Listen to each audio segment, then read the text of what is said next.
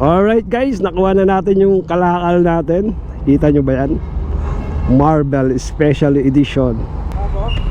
Yan ba yan? Hindi, iba. Iba to. Okay, good morning. Wala guys, samahan nyo ako. Pupunta tayo sa part ng Cainta. May imi-meet up ako isang tao. May kukunin tayong items. Hindi yung items na illegal goods to, goods. Nagagamit natin siya sa pagmumotor. Bali, nakadalawang transaction na tayo sa kanya. Pangalawa na to. Ngayon lang kami magkikita.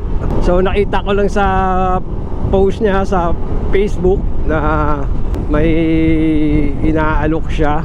So nagustuhan ko naman yung produkto. Kaya nag-message ako dun sa post niya.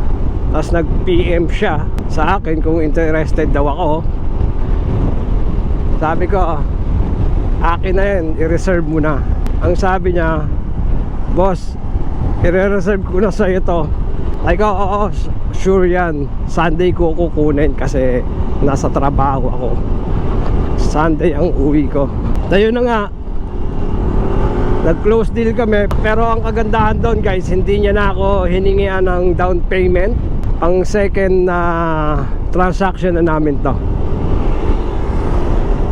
Siyempre, sino ba naman ako para sirain yung pagtitiwala ng isang tao sa atin, di ba? Part ng Cainta Rizal, sa may Marcos Highway lang kami magmi-meet up.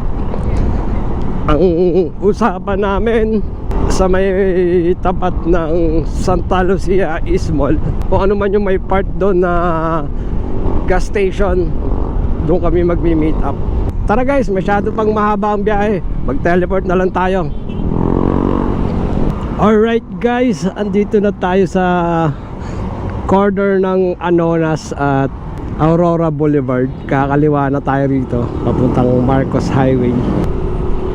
Si Bubbles nga pala guys ang gamit-gamit natin.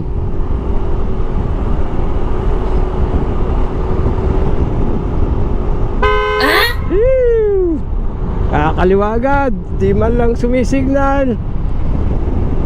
Liko muna bago tingin. Buti na lang malakas yung busina natin na bago. Yon guys, nandito na tayo sa Marcos Highway. Sa may halos tapat ng Santa Lucia East Mall. Sa may Macdo tayo. Antay lang natin si Sir Gio Koy Koy para makuha na natin yung items natin. Guys, ito na yung previous ni Sir Gio, Freedcon T-Max. Actually, ito yung isang previous niya. Nagpadagdag pa ako ng isa. So, bumili pa ako ng isa.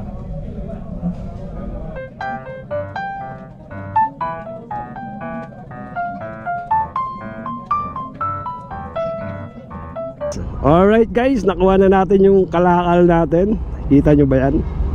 Marble Special Edition. Yes!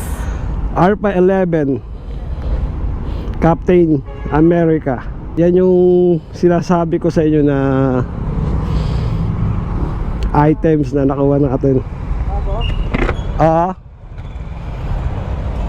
Dito tayo nakipag-meet up sa Yan ba yan? Hindi, iba. Iba to. Ano to? Captain America. Captain America. Alis na tayo guys dito sa. Tapos may kasamang intercom na Freedcon tsaka hoodie jacket.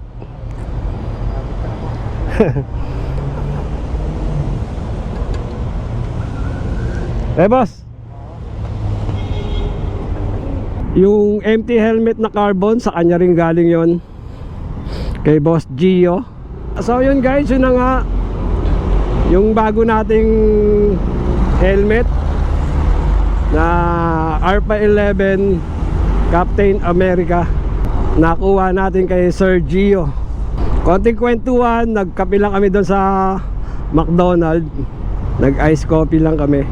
May mga previous nga pala siyang kasama. Isang hoodie jacket na Freedcon, dalawang t-shirt, tsaka isang T-Max Freedcon intercom. Yun ang ipinackage niya na mga freebies dito sa RP11. Ganun talaga, kung gusto mo makabenta ng madali, maglalagay ka lang talaga ng mga freebies para pang-akit din sa mga prospective buyers mo sa mga unit na ibinebenta mo, para hindi ka na mahirapan i-push, di ba?